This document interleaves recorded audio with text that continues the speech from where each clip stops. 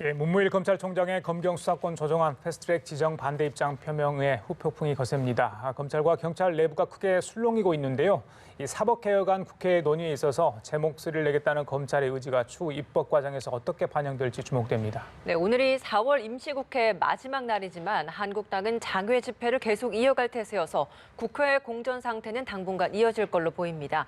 이 관련 내용을 포함한 주요 현안들 김현 전 국회의원, 조혜진 전 국회의원과 함께 자세히 살펴보겠습니다. 어서 오세요. 네, 안녕하십니까. 예. 검경 수사권 조정안에 대한 문무일 검찰총장의 발언 이후에 검찰과 경찰이 좀 다시 한번 떠들썩한 것 같습니다. 그 이야기부터 할게요. 왜 갔다가 조기에 귀국하지 않았습니까? 오늘 아침 출근했는데 기자들한테 한 얘기가 있습니다. 다시 한번 수사권 조정안에 반대 입장을 이야기를 했어요. 국민 기본권 이야기도 다시 했고요. 오늘 이제 간부 회의가 있다고 합니다. 추가 입장을 내놓는다면 또 같은 내용을 나올지 어떻게 예상을 하십니까? 일단 오늘 입장을 국회에다가 제출한다고 하니까 지켜봐야 될 거라고 보고요. 예. 사실은 검찰공화국이다라는 오명으로 벗어난 지 얼마 되지 않았습니다. 그동안 그러니까 검찰이 제대로 수사하지 않아서 국민들의 공분을 자아낸 것이 한두 건이 아니지 않습니까? 제가 매번 말씀을 드리지만 버닝썬 사건도 그렇고 그다음에 김학의 전 차관의 문제도 그렇고요. 장자연 리스트 건도 그렇습니다. 그 이전엔 더욱 많죠. 강기훈 씨 유서 대필 사건이 아주 대표적인 거죠. 한 사람의 저 청춘의 생명을 거의 이제 갉아먹은 것이 바로 검찰로부터 비롯된 것이죠. 그래서 김기춘 전 비서실장과 연관되어 있는 사건이고요. 지금도 검찰 우병우 라인이라고 우리가 명명하는 그런 분들이 실제 검찰 안에서 활동을 하고 계시고 많은 역할을 하고 있다라는 점을 우리는 주목하지 않을 수가 없습니다. 지금 문무일 검찰총장이 일성을 했는데요. 제가 볼 때는 국민들의 눈높이가 과연 어떠한지를 잘 살펴보고 발언을 하셔야 된다고 봅니다. 검찰 조직을 지키기 위해서, 즉 검찰 조직을 이렇게 이기주의, 집단 이기주의, 밥그릇 싸움에서 벗어나지 못한다면 국민들로부터 지탄을 면치 못할 것이다라고 봅니다. 특히 정치인들도 마찬가지입니다. 검찰 출신의 정치인들이 여러저러하게 지금 입장을 밝히고 있는데 국민들이 보기에는 맞듣지 않아 보입니다. 그래서 지금 문무일 검찰총장은 국민을 향해서 본인의 입장을 낼 것이 아니고요. 법무부 장관과 토론하고 입장이 있다면 조율하면 될 일이라고 봅니다. 언론 플레이를 통해서 마치 검찰의 이 입장을 밝히는 것이 정도인 양 하는 것은 제가 볼 때는 적절하지 않다라고 보여집니다. 예. 의원님도 한 말씀 좀 해주시죠. 좀 전에 문무일 총장이 이제 국민 기본권 언급을 했는데 지난번에 외국 출장 가서 돌아오면서도 비슷한 이야기를 한 거는 결국은 일반 국민들에게 지금 정부의 방침대로 검경 수사권 조정이 돼가지고 경찰이 1차 수사권을 가지고 수사 종결권까지 가지게 될 경우에 1차적인 피해자는 권력자들이 아니고 일반 국민들이다라는 그 메시지를 던짐으로써 여론전을 하려고 하는 것 같아요. 실제 그런 측면이 있죠. 그러니까 공수처 같은 경우에는 권력을 가진 사람들, 권력기관들이 주로 수사 대상이지만은 경찰이 1차 수사권과 수사 종결권을 가질 경우에는 경찰의 막대한 경찰 인력들, 수사 인력들이 투입이 돼가지고 이제는 본격적으로 수사를 하게 되는데 그 대부분이 형사 사건 아니면은 강력 사건 같은 일반 국민들이 대상인 사건이 될 가능성이 많습니다. 수사권 조정이 되더라도 특수 사건이라든가 공안 사건 같은 경우는 상당 부분 검찰이 그대로 이제 수사권을 가지고 있기 때문에 이제 문 총장이 던지고 싶은 메시지는 그 많은 경찰의 수사 인력들이 달려들어가지고 일반 국민들을 대상으로 하는 형사사건, 강력사건 수사를 할 때 여러분이 굉장히 힘들 겁니다. 피곤할 겁니다. 이 메시지를 이제 던지고 싶어 하는 것 같은데 국민들이 아직은 이제 수사권 조정 내용이 어떤 내용이고 보통의 국민들에게 어떤 영향을 갈 것인가까지는 아직 이제 인식을 못하고 있는 단계인데다가 기본적인 인식이 경찰과 검찰의 이 밥그릇 싸움이다라는 인식에서 아직을 가지고 있기 때문에 저것이 어느 정도 영향을 미칠 것인가. 또 검찰에 대한 신뢰가 현재는 이제 바닥인 상태. 역대 정권마다 검찰이 권력의 도구, 뭐 아주 심한 표현도 많이 있지만은 충견이라는 표현까지 나오고 있지만 그런 역할을 해왔던 검찰이 이제 와서 자기들 권한이 축소된다고 하니까 저렇게 나서는 건 아니냐. 그런 부정적인 인식. 그거를 어떻게 극복을 할 것인가가 검찰이 생각하는 여론전의 성과가 있을지 말지 이 관건이 될 것 같습니다. 두 분 다 국민의 눈높이를 강조를 해주신 것 같다는 생각이 듭니다. 박상기 법무부 장관도 입장을 표명했죠. 겸손하고 진지한 태도를 주문을 했는데 때문에 뭐 법무부와 이런 검찰 간에 좀 충돌하는 모습도 보여지다 보니까 앞으로 국회에서 논의하는 과정에서 이런 부분도 좀 일정 부분 영향을 주겠느냐라는 궁금증도 생깁니다. 일단은 그러니까 수사권 조정에 대해서 국민 여론이 57.3%가 찬성을 하고 반대하는 여론이 30%지 않습니까? 그리고 예. 특히 저희 더불어민주당이나 정의당이나 민평당 소속을 지지하는 국민들이 80% 가까이 이 지지를 하고 있습니다. 거의 전폭적 지지를 보내고 있는 것 아니겠습니까? 그러니까 법무부 장관의 얘기는 국민 상식적인 수준의 말씀이라고 저는 봅니다.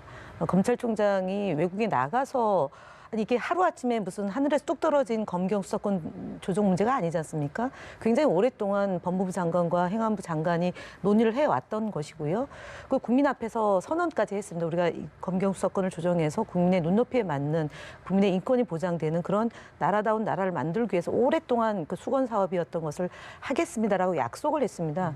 그때 검찰총장 아무 얘기 안 하다가 지난 3월 달인가 야당에게 쫓아가서 이 검경 수사권 독립에 대해서 우리 편을 좀 들어달라라는 하소연을 했고 지금 외국 나가가지고 그러니까 언론 플레이를 하고 계시는데 그런 것 때문에도 검경 수사권 조정에 대한 여론전에서 저는 검찰총장이 잘못하고 있다. 이거는 되게 정말 그 진지하게 접근해야 될 문제고 헌법 정신을 계승하는 문제 아니겠습니까? 국민의 인권과 뭐 다양한 방식으로 이제 국가가 발전해 나가는 데 있어서 검찰 무소불위의 검찰을 조정하는 그런 기능을 만들겠다고 하는데 총장이 나서서 안 됩니다라고 얘기하면 어느 국민이 검찰총장의 입장을 수용을 하겠습니까? 그러니까 법무부 장관이 지금 얘기하는 건 지극히 상식적인 수준의 검경 수사권 조정을 차분하고 진지하게 하자라는 취지의 말씀인데 그것조차도 지금 검찰총장이 안 듣는다는 얘기는 다양한 복선이 깔려 있다고 봅니다. 그러니까 검찰 조직을 추스려야 되는 수장으로서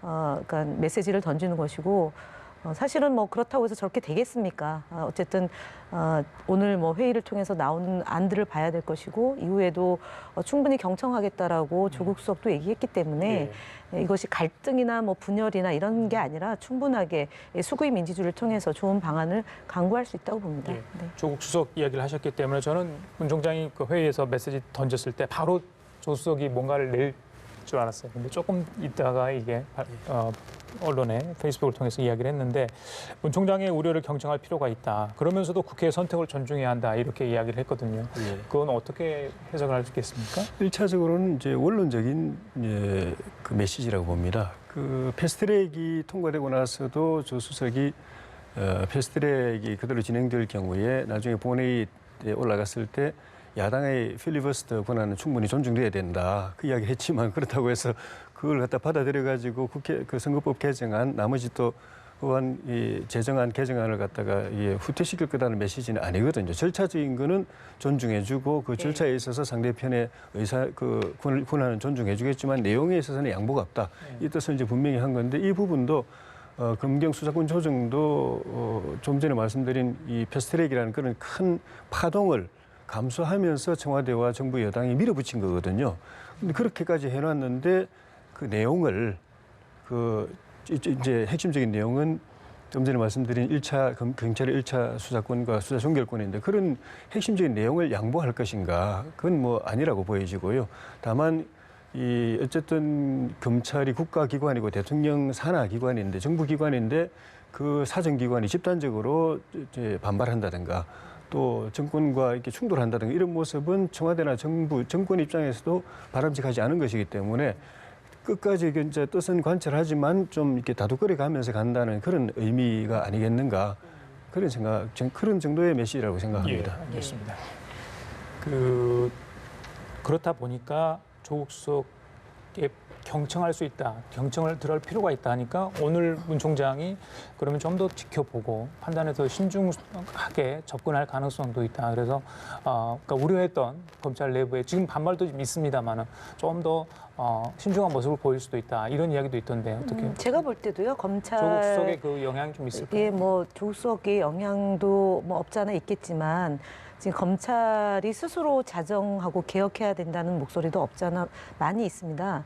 검찰총장은 수장으로서 이제 원론적인 입장, 그러니까 기존의 검찰의 입장을 강조한 것이라고 보고 또 이제 법무부 장관의 입장이 나왔고 검찰 내에서의 개혁의 필요성도 있기 때문에 제가 볼 때는 적정 수준에서 이 현실적인 방안으로 되지 않을까 싶고 패스트트랙이라고 해서 오늘 내일 이렇게 처리되는 건 아니고 그다음에 이제 여야에서 논의를 모아서 최종적인 결론이 나오기 때문에 제가 볼 때는 지금 상황에서 놓고 보는 문제도 있지만 앞으로 이제 시간을 갖고 충분하게 논의를 해서 결론을 내면 저는 뭐 국민들도 박수치는 안이 나온다라고 봅니다. 네, 앞서서 김 전 의원님께서 그 지지층별 지지 찬성 반대 뭐 이런 여론조사 결과를 좀 짚어주셔서 민주당과 정의당 지지층에서는 찬성이 80% 이상이 나왔고 한국당 지지층에서는 반대가 60%가 넘게 나왔었거든요. 이렇게 갈라지는 여야의 지지층별 이런 여론조사에 엇갈리는 양상은 저희가 어떤 의미로 해석해야 된다고 보십니까? 결국 아직 일반 국민들이 구체적인 내용을 잘 모르는 거죠. 구체적인 내용을 알고 또 그것이 다수 국민에게 특히 또 나 같은 사람에게 어떤 영향을 줄 것인가를 알면 그걸 기준으로 해서 찬반을 판단할 텐데 정파적으로 판단하거든요. 내가 이 당을 지지하는데 이 당이 그거를 추진하니까 지지한다.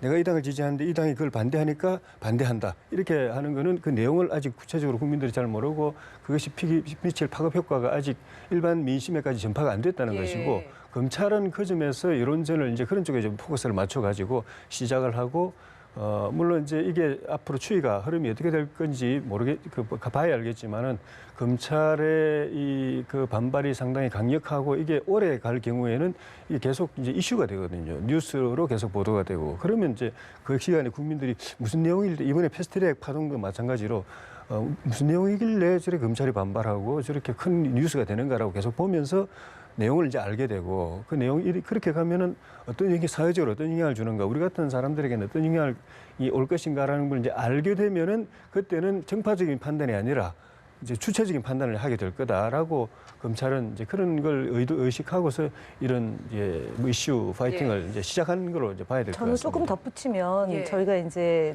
그 유치원 3법이 굉장히 논란이 있었지 않습니까? 근데 지금 패스트트랙으로 지금 상정되어 있습니다. 그래서 차분하게 논의를 하면 되는 거라고 봐요. 그리고 사회적 특별법도 마찬가지이잖아요.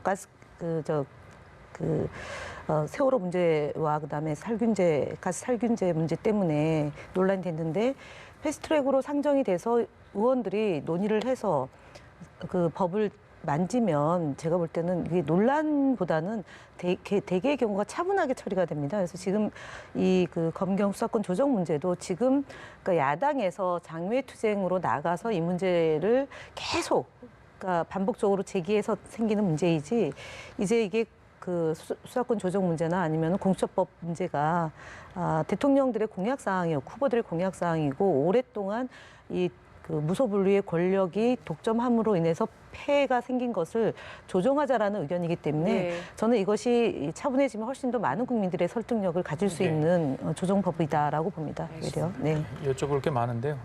바로 국회 이야기할게요. 장애투쟁 말씀하셨으니까 오늘이 4월 국회 임시국회 회기 마지막 날입니다. 아무것도 얻은 게 없을 것 같아요. 이 패스트트랙 문제로 인해서 여자가 극단적인 대치 상황이 벌어지면서 정말 힘든 상황이 되고 있고요. 한국당 쪽에서는 사과 얘기를 계속하고 있고 뭔가를 지금 요구하고 있는데 민주당 쪽에서는 일단 들어와서 이야기를 하자 하는 것 같습니다. 어떻게 될 것 같습니까? 5월 국회도 걱정하는 분들이 많습니다만. 그러니까 4월 국회에서 가장 큰 성과는 선거법하고 그다음에 그 공수처법을 패스트트랙으로 상정한 것이 가장 큰 성과입니다. 저희가 볼 때는 좋은 정치인을 뽑아야지 좋은 법안이 나온다. 좋은 민생 정책이 나온다고 봅니다. 지금 야당의 일부 의원들이 지속적으로 반발하고 그다음에 뭐 삭발 투쟁하고 있는데요. KT 그 입사 비리를 놓고 보더라도 좋지 않은 일을 많이 하셨지 않습니까? 이런 분들, 그러니까 특권 의식을 가진 정치인들이 없어져야 되는 것 아닙니까? 그래서 제가 볼 때는 좋은 선거구제, 그러니까 선거법을 만드는 것은 그야말로 최고의 민생법이다라고 말씀을 드리고요. 지금 자유한국당이 그 민생투쟁 대장정이라는 걸 명명해서 가고 있는데 불과 2달 전에 민생대장정이라고 해서 한교안 대표가 처음 했던 것이요. 도시재생특별법을 반드시 처리를 하겠다. 이것이 뭐냐면은 포항 지진으로 인해서 피해를 받은 포항 주민들에게 지진 관련 특별법을 만들어서 실질적인 피해를 구제하겠다라고 얘기를 합니다. 진상규명도 하고 대책도 마련하겠다.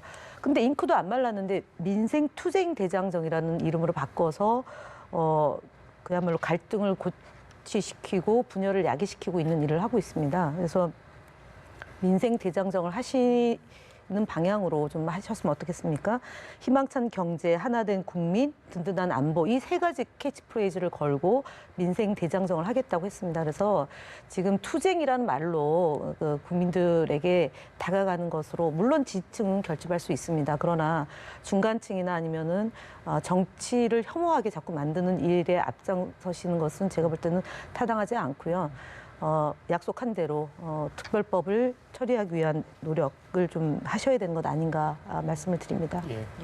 황교안 대표의 방금 말씀하신 그런 전국 투어 행보, 지난번에 광주랄지 뭐 경부선, 호남선 이렇게 하잖아요. 일각에서는 이게 다른 의도가 있는 것 아니냐, 제가 무슨 말씀 드린지 아실 겁니다. 그런 이야기도 나오던데 어떻게 보십니까? 계속해서 이렇게 전국 투어를 하면서 현 정부를 규탄하고 있는 모습 어떻게 봐야 될까요? 황 대표가 본인이 이제 나는 원외다, 원외이기 때문에 뭐 장래 복귀할 일도 없다 이런 이제 표현도 했지만은 그런 측면에 그런 측면도 이제 없지 않다고 이제 보여지지만은 지난주에도 말씀드린 대로 내년 선거를 앞두고 올해는 어쨌든 간에 여야 간의 선거 전초전인 상황인데 그게 조기에 불이 붙어버렸다는 게 문제입니다. 보통 이제 정기국회 가야 네. 국회 가야 이제 다음 총선을 대비해가지고 여야가 막 싸우고 서로 이제 기선 제압하고 그렇게 하는데 패스트트랙이 이제 강행 처리되면서 이게 조기에 불이 붙어버렸고 이 패스트트랙 중에서도 뭐 그 공수처법이라든가 뭐 나머지 법들은 뭐 그나마 괜찮은데 선거법이라는 경계 룰이 일방에 의해서 일방적으로 그렇게 이제 진행되고 있는 데서 한국당 입장에서 볼 때는 당 차원에서는 이제 사활을 걸 수밖에 없는 입장이고 그래가지고 나중에 만약에 그 민주당과 나머지 정당들 안대로 그 연동제 비례대표제가 처리됐을 경우에 그렇게 해가지고 민주당이 이찬 당대표가 이야기한 대로 뭐 240석이니 260석이니 이거 범정권이 차지하는 이런 상황이 왔을 경우에는 당 차원의 문제가 아니라 이 의회 민주주의 또 선거의 민주주의 또 그 나아가서 국가의 어떤 체제 문제 이런 것을 지킬 수 있을 것인가라는 그런 심각한 상황이라는 데서 황교안 대표는 어떻게 보면은 요즘 이제 장외 집회에서 쏟아내고 있는 표현들을 보면은 어떤 사명, 내가 내 몸을 뭐 불사르겠다, 피 흘려 맞겠다, 뭐 죽음을 각오하겠다 이런 표현들을 표현들을 하는 걸 보면은 나름대로 이게는 불퇴전 또는 저 배수진을 친 상황이 아닌가. 그게 벌써 지금 5월에 지금 불이 붙어버렸거든요. 그러니까 앞으로 이제 선거법이 계속 논의가 계속 진행되면 될수록 이게 에스컬레이트 될 가능성이 많습니다. 네. 거기다가 또 선거에 영향을 주는 이슈들이 또 터질 가능성이 많습니다. 이렇게 되면은 장외 물론 이제 장내를 포기는 안 할 거라고 봅니다. 원내 때로 이제 들어와서 그 원내 협의도 할 걸로 보지만은 장외 이 정치가 장기화될 가능성이 많고 그런 측면에서 정부 여당 입장에서 볼 때는 그 선거를 생각하면은 야당을 또 압박해야 되지만은 그게 결과적으로는 장 내에서 원내에서 처리해야 될 예산이나 법안 처리를 어렵게 만드는 그런 부분도 있기 때문에 여당 정부 입장에서는 이 고민이 좀 깊어지지 않겠는가 하는 생각이 듭니다. 예, 여당 원내대표 선거로서 이 장래에 이런 꽉 막혀 있는 부분을 풀 수 있는 계기가 되지 않을까라는 분석도 많이 나오고 있더라고요. 그렇다 보니까 후보자들별로도 협상력, 소통력 이런 것들을 좀 많이 강조하는 것 같은데 각 후보마다 가지고 있는 강점이 다 다를 것 같아요. 좀 짚어주시겠습니까? 일단은 지금 이인영, 노웅래, 김태년 의원 이렇게 3파전이라고 되어 있는데요. 노웅래 의원은 지금 이제 상임위원장 맡고 계시고 관록이 있는 정치인입니다. 그래서 사실은 세 분 다 협상력이나 뭐 그 당에 대한 애정과 그다음에 당정청 간의 그런 소통할 수 있는 능력은 충분히 있는 분이다라고 봅니다. 그래서 국회의원들께서 이제 저희 유권자인 국회의원들이 어떤 판단을 하시는지 봐야 되는데요. 김태년 의원의 경우는 이제 직전에 정책위 의장을 했죠.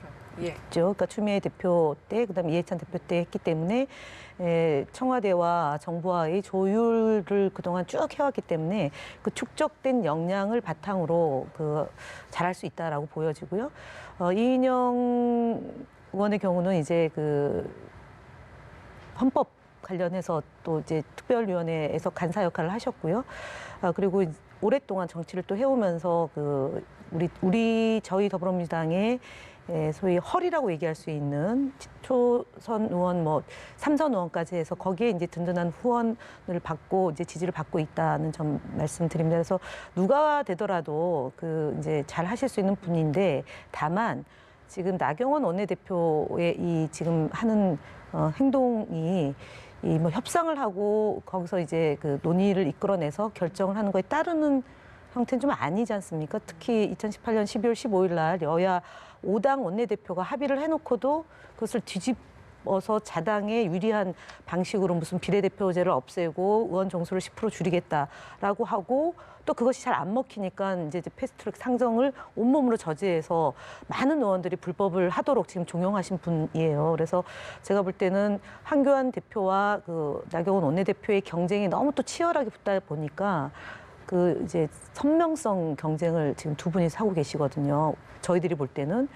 그러니까 장외 투쟁을 계속 하니까 이걸 장내로 끌고 들어와야 되는데 또 언론은 또 장내로 끌고 들어오는 것을 별로 부각을 안 하니까 어떻게 해야 될지 고민을 하실 것 같아요. 그러나 어쨌든 협상을 통해서 결론을 내야 되기 때문에 지금 우리 더불어민주당 이제 3명의 원내대표 후보가 이제 내일 결정이 되는데 내일 결정이 되는 그분하고 나경원 원내대표는 협상을 해야 되고요. 저는 그렇게 되면은 한교안 대표가 원외이기 때문에 나는 원외 투쟁을 하겠다는 얘기는 굉장히 좀 저차원적 얘기잖아요. 사실은 이 대표는 단일성 지도체제에서 막강한 권한을 행사하는 대표이죠. 원내외가 어디 있습니까? 당대표가. 신분이 원외인 것뿐이지 당을 전체적으로 통솔해야 되는 당대표가 내가 원외이기 때문에 장외 투쟁하겠다. 이거는 제가 볼 때 안 맞고요. 당대표는 원내대표를 잘 협상을 할 수 있도록 역할을 주고 또 병행 투쟁을 하시는 게 맞는 것 아닌가 싶어요. 그래서 저희는 아무나 돼도 협상을 잘 하실 거다라고 봅니다. 민평당도 원내대표 교체 아마 이번 주 될 수도 있을 것 같고요. 바른미래당은 다음 달이죠. 글쎄요, 여야의 원내대표들이 딱 교체되는 상황인데 일단 민주당 여당인 원내대표 교체가 가장 큰 관심사 아니겠습니까? 방금 말씀하신 나경원 원내대표는 누구를 더 선호할까요? 내심 어떻게 보십니까? 야당 원내 지도부 입장에서는 여당 원내 지도부의 뭐랄까요, 좀 장점, 메리트, 우선순위가 두 가지인데요. 하나는 소통이 잘 되는 거, 대화가 잘 되고 이야기를 잘 들어주고 이렇게 의사 전달이 잘 되는 거. 두 번째는 야당의 의견을 받아들여 가지고 그걸 집행할 정치적 권한이 있는 거. 그러니까 전자 부분은 정치적 자질의 문제지만은 후자 부분은 결국은 청와대 인정을 어느 정도 받고 있는가, 청와대로부터 어느 정도 협상의 재량권을 부여받고 있는가 하는 그런 부분입니다. 야당하고는 잘 통하지만은 청와대하고는 별로 사이가 안 좋아가지고 청와대의 신임을 못 받고 있고 재량권이 없는 지도부는 말만 통하지 실제 되는 일은 없고. 그런데 또 거꾸로 청와대하고는 잘 통하고 청와대의 전폭적인 신임을 받고 있지만은 오로지 청와대 오다만 행사하려고 관철하려고 하고 야당하고는 소통이 안 되고 야당 의견이 제대로 수용이 안 된다 하면은 그건 또 도움이 안 되고 그런 측면에서 보면은 김태년 의원이 이제 야당하고 소통을 잘하면 도움이 될 수도 있고 또 노웅래 의원이 청와대로부터 일정한 재량권을 부여받았으면은 또 야당하고 좀 잘 될 수 있을 것 같고. 이인영 의원이 양쪽 다 겹치면 더 좋을 것 같은데 지금까지 야당 입장에서 보면은 청와대의 총선 앞두고 청와대의 입장이라는 것이 결국은 총선 승리 그거를 통한 국정 안정 또 그 전 단계로서의 청와대의 이제 공천권 영향력 이렇게 초점이 맞춰질 수밖에 없기 때문에 청와대에 너무 밀착되어 있는 후보가 되면 결국은 경직되게 운영될 수밖에 없는 그런 측면이 있어서. 물론 이제 나경원 원내대표 생각은 모르겠지만은 바라보는 생각이 여러 가지 또 관점을 가지고 볼 걸로 생각이 듭니다. 근데 제가 사소한 건데 지금 이제 자막에 이인영, 노웅래, 김태년 3파전이잖아요. 근데 기준이 뭔지 모르겠어요. 가나다도 아니고 선수도 아니고 아마 출마 선언한 순서 같아요. 근데 기본적으로는 가나다로 기호- 하든 선수로 가야 될 것 같아요. 안 그러면 편파적이라는 얘기 들을 것 같아서. 알겠습니다. 저 기호 순서 아닌가 싶은데요. 제가 예. 확인 좀 아, 그래요? 해보겠습니다. 예, 예. 네. 그렇게 알고 있고요. 잠깐만요. 그 취임 2주 전 대통령 10일이잖아요. 여론조사 결과가 나왔는데 지난주와 좀 차이가 있어요. 이건 리얼미터인데 일단 문재인 대통령 긍정평가가 49%입니다. 취임 전하고 지금 물론 뭐 약간 떨어졌습니다만은 긍정평가는 49%니까 최근에 그 정체됐던 것보다는 좀 올랐습니다. 어떻게 보십니까? 일단은 대통령 지지율이 50%대를 꾸준하게 유지하는 경우는 사실은 지금처럼 막 의제도 많고 그다음에 SNS로 인해서 전파되는 속도도 굉장히 빛의 속도처럼 빠르지 않습니까? 비교를 이전 정부 역대 정부랑 비교해서 지지율이 취임 이제 그 3년 차에 접어들어서 지지율이 두 번째라고 얘기하는데 제가 볼 때는 그렇게 평가하면 좀 안 맞다라고 보고 49%대 유지하는 것은 매우 높은 수준의 지지를 받고 계신다라고 일단 먼저 평가를 하고요. 다만 이제 경제 문제나 아니면은 그동안 국민들의 눈높이에 보다 야당의 발목 잡기나 아니면 정치권이 제대로 이 문제를 해결하지 못함으로 인해서 대통령께서 하고자 하는 국정 운영 수행이 원만하게 안 됐던 점도 없지 않아 있습니다. 그래서 이제 두 번째 평가는 그렇게 드리고요. 세 번째는 외교안보 통일 분야가 사실은 대통령으로서는 정말 최선을 다해서 하고 있는데 현재 남남 갈등이나 아니면은 북미 대화가 결론을 못 내면서 성과를 제대로 못 내면서 이제 그 부정적 평가를 같이 안고 있는 거라고 봅니다. 그래서 결과로 보면 이제 그 5월 10일 날 취임 3주기가 되는데 대통령의 지지율이 49%대로 유지되는 것은 그만큼 국민들로부터 박수를 받고 있는 대통령이고 국정 운영이다라고 보고요. 부족한 부분은 더 채워 나가서 국민들로부터 위임받은 권력, 그러니까 평범함 속에서 위대함을 찾겠다라고 말씀을 하신 만큼 예. 평범한 대한민국 국민들이 만든 정부이니만큼 한치도 소홀함이 없이 국민들의 뜻에 따라서 정부를 운영하는 그렇게 만들어 나가야 되지 않을까 싶습니다. 예. 조현님? 예, 갤럽도 2주년 기념 계기를 맞아가지고 조사를 했는데 갤럽은 지지율이 45%가 나왔는데 그 45%도 역대 대통령의 2년 말 3년 초 지지율로서는 두 번째니까 괜찮은 거죠. 근데 이제 내용을 들어가 보면은 좀 문제가 좀 있습니다. 그러니까 구체적인 정책 분야별로 조사를 해보면은 1년 전에 지지율이 각 분야별로 한 40~50% 됐는데 지금 한 20~30% 정도, 한 절반 정도로 다 떨어졌거든요. 그러니까 진보 진영, 문재인 대통령을 지지하는 그 일반 국민들도 대통령에 대한 지지 여부에 대해서는 여전히 이제 지지를 보내지만 구체적인 정책에 대해서는 불만이 굉장히 많고 우려가 크다는 것이기 때문에 이 부분을 반전시킨다면 대통령 지지율이 이제 견고하게 계속 갈 수도 있지만은 이에 대한 반전이 없으면은 대통령 지지자들, 소위 말하는 진보 진영도 구체적인 정책에 대해서는 불만이 있지만 일단 대통령이 잘하도록 3년 차라면 지켜보겠다는 의미이기 때문에 지켜봤을 때 3년 차에서 반전의 성과가 안 나오면은 그 지지층이 결국은 대통령의 개인 지지에서도 빠질 가능성이 있고 그렇게 되면은 3년 차 이후에 그때는 뭐 잘 나가던 정권도 그 후반기로 접어들면서 이제 레임덕에 들어가는 시기인데 굉장히 어려워질 가능성이 많아서 분야별 경제, 민생, 안보 이런 부분에 있어 가지고 어떻게 국민 기대에 만족되는 그런 성과를 낼 수 있느냐 이게 핵심일 것 같고 그래요. 그렇게 하는 될 수 있느냐 여부가 이후에 국정 운영의 그 승패에 결정적으로 영향이 있지 않겠는가 싶습니다. 그래요. 알겠습니다. 자, 지금까지 김현 전 국회의원, 조혜진 전 국회의원 두 분과 함께 얘기 나눠봤습니다. 말씀 잘 들었습니다. 고맙습니다. 감사합니다.